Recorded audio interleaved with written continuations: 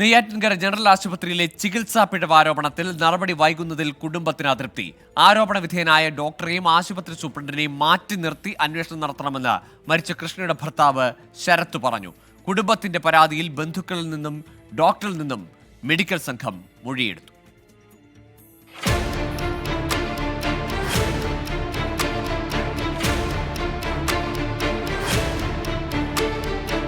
Neyyattinkara general ആശുപത്രിയിൽ കുത്തിവയ്പ്പെടുത്തതിന് പിന്നാലെ അബോധാവസ്ഥയിലായ യുവതി മരിച്ച സംഭവത്തിലാണ് നടപടി വൈകുന്നത്.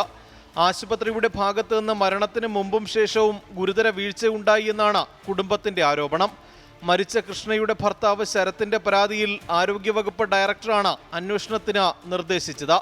ജില്ലാ മെഡിക്കൽ ഓഫീസറുടെ നേതൃത്വത്തിൽ ഇന്നലെ കുടുംബത്തിൽ നിന്നും ഡോക്ടർമാരിൽ നിന്നും മൊഴിയെടുത്തു.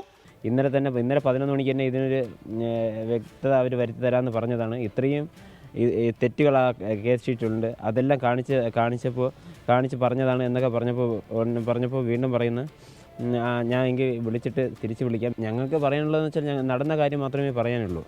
ഇതിലൊരു കള്ളത്തരവും പറയാനില്ല. ഫുൾ എവിഡൻസ് നമ്മുടെ കയ്യിലുണ്ട്. ഡോക്ടറെ സസ്പെൻഡ് ചെയ്ത് കേസ് അന്വേഷിക്കാമെന്ന് പറഞ്ഞിട്ട് അന്വേഷിക്കുന്നില്ല. ഡോക്ടറുടെ ഭാഗത്ത് വീഴ്ച ഉണ്ടായിട്ടില്ലെന്നാണ് ആരോഗ്യവകുപ്പിന് ലഭിച്ച പ്രാഥമിക റിപ്പോർട്ട്. അതേസമയം DMOയുടെ വിശദ അന്വേഷണത്തിന് ശേഷമായിരിക്കും നടപടി വേണമോ എന്ന കാര്യത്തിൽ അന്തിമ തീരുമാനം.